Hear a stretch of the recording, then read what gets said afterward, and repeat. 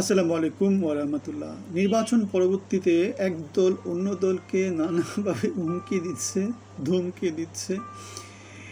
জামাতের আমির একটা কথা বলেছে যে রাস্তায় নামতে বাধ্য করবেন না, বাধ্য করা হলে রাজপথে নামবো। জামাতের আমির শফিকুর রহমান কথা বলেছে। এনসিপি থেকে বলা হচ্ছে বিএনপির আচরণ আগামী সুশাসনের বাংলাদেশকে প্রশ্নবিদ্ধ করছে।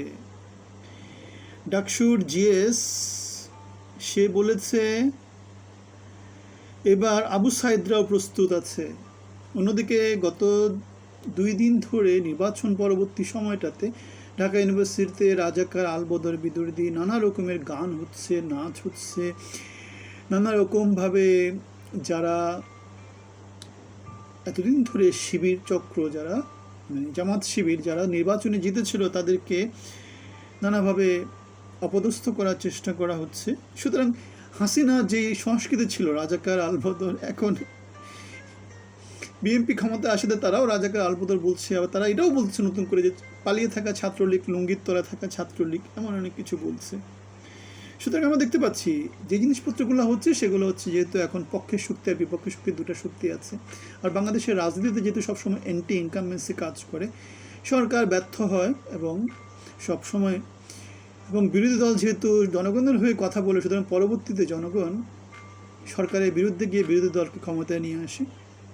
সুতরাং এই অবস্থায় বাংলাদেশে যেহেতু এটাই ট্রেন্ড, এখন বিরোধী দল যেহেতু বাংলাদেশে এখন জামাত ইসলামী, সুতরাং জামাত ইসলামী বিএনপি যদি চূড়ান্ত রকমভাবে ব্যর্থ হয়, বিএনপি যদি ঠিকভাবে দেশ চালাতে না পারে, বিএনপি যদি গতানুগতিকভাবে দেশ চালায়, আমরা যেভাবে দেখতে পাচ্ছি এতদিন পর্যন্ত আর কি, মানে তারেক রহমান আসার পরে থেকে বা গত 17 মাস আমাদের গতানুগতিক পদ্ধতিতেই দেশটা চলতেছে, দলটা চালাচ্ছে। সুতরাং ব্যতিক্রম কিছু আমরা আশা করছি না বিএনপির কাছ থেকে। ব্যতিক্রম কিছু যদি না আসে তাহলে এটা মোটামুটি ধরেই নেওয়া যায় যে বাংলাদেশের জনগণ তারেক রহমানের কাছ থেকে হতাশ হবে। তারেক রহমান তেমন করে কিছু বাংলাদেশকে গতানুগতিক ধারা অনুসারে দিতে পারবে না।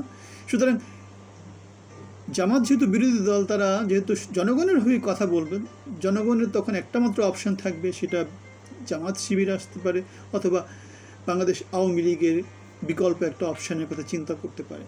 এখন যেহেতু এই নির্বাচনে বাংলাদেশ আওয়ামী লীগ ছিল না, সুতরাং বাংলাদেশ আওয়ামী লীগের জায়গাটা নিয়েছে ছাত্র শিবির বা জামাত নিয়েছে। সুতরাং আগামীতে যদি বাংলাদেশ আওয়ামী লীগ রাজনীতিতে ব্যাক করে, তাহলে তারা কীভাবে ব্যাক করবে? তারা আগামী নির্বাচনে তারা অবশ্যই আসবে, অংশগ্রহণমূলক নির্বাচন হবে, তাদেরকে বাদ দেওয়ার কোনো সুযোগ নাই। 5 বছর দীর্ঘ একটা সময়। সুতরাং এই সময়টাতে বিএনপি সরকারি দলে থাকছে, জামাত এবং আওয়ামী লীগ বিরোধী দলে থাকছে। এখন এই বিরোধী দুই দলের মধ্যে কারা কীভাবে জনগণের কাছাকাছি যেতে পারে, কত কাছে যেতে পারে, তারা জোটবদ্ধভাবে যায় কি না, অনেক কিছু সামনে চলে আসে। কারণ আমরা দেখেছি জামাতের সাথে আওয়ামী লীগও জোট করেছিল 86-তে মনে হয়, জামাতের সাথে বিএনপিও জোট করেছে পরপর 2 বার। সুতরাং জামাতকে যতই অচ্ছুত বলা হোক, যতই রাজাকার বলা হোক, যতই ছাত্রলীগ বলা হোক, আলটিমেটলি ব্যাপারটা হচ্ছে গিয়ে ক্ষমতা, পলিটিক্স, রাজনীতি, যেখানে খুব বেশি নিয়ম নীতির তোয়াক্কা কেউ করে না। মির্জা ফখরুল একটা কথা বলেছে, বিএনপির ভূমিদস বিজয় দেখে যেতে পারলেন না দেশনেত্রী। এটা খুবই স্বাভাবিক ছিল। ফ্যাসিজম ফেলে দিলে বিএনপি ক্ষমতায় আসতো, সেটা সবাই জানে। সুতরাং বিএনপি ফেলতে পারেনি, ছাত্র তরুণদের উপর ভর করে তারা ফ্যাসিজম ফেলতে সামর্থ্য হয়েছে বা দেশের রাজনীতি করতে সামর্থ্য হয়েছে। সুতরাং তরুণ ছাত্র সমাজকে, 24-এর বিপ্লবীদেরকে, জুলাই আন্দোলনকে যদি তারা ধারণ করতে না পারে, তাহলে তারা যে জনগণের সাথে যে বিট্রেটা করবে, রাজনীতি করতে গিয়ে দেশের সাথে যেই প্রতারণাগুলো তারা করবে, সেই প্রতারণাগুলো সবসময় প্রশ্নবিদ্ধ হবে। গাং পার হলে নাইয়া হালা, সো আবার তো গাং পার হতে হবে না। ক্ষমতার চক্রটা, বাংলাদেশের মানুষের কাছে খুব বেশি অপশান নাই।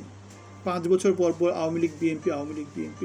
এখন সেই ধারার মধ্যে জামাত শিবির যদি ব্যতিক্রম কিছু নিয়ে আসতে পারে, সামনে রাজনীতিতে যদি গঠনমূলক কিছু আসে, বাংলাদেশের জনগণ সেটাকে পুরস্কৃত করবে বলেই আমাদের বিশ্বাস। সুতরাং মির্জা ফখরুলের এই যে বাগাডম্বর, বিএনপি ভূমিদস বিজয় দেখে যেতে পারল না, বিএনপি এটাও মনে রাখা উচিত যে যতজন ভোট পড়েছে, বাংলাদেশে অর্ধেক জনগোষ্ঠী ভোট দেয়নি, যে ভোটগুলো পড়েছে তার মধ্যে অর্ধেক তারা পেয়েছে। সুতরাং ভূমিদস বিজয় পেয়েছে সেটা বলা যাবে না। বাংলাদেশে 100 জন মানুষের মধ্যে 25 জন ভোট দিয়েছে, 25 জন ভোট দিয়ে বাকি 75%ই ভোটের বাইরে আছে। তার মানে যেই সরকারটা বাংলাদেশে এখন ক্ষমতায় আসছে, তারা যে এত জনপ্রিয় সেটা বলা যাবে না। জনপ্রিয় করতে হলে কাজের মধ্য দিয়ে কাজ করতে হবে।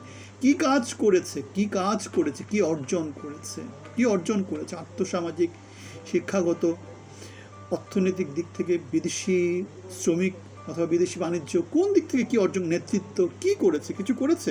সুতরাং ব্যর্থতার উপর ব্যর্থতা, বক্সের উপর বক্স, সেগুলোই জমতেছে। বাংলাদেশের মানুষের অপশান নাই, সেজন্য কি করে আওয়ামী লীগ বিএনপি নৌকা ধানের শীষ করে যাচ্ছে।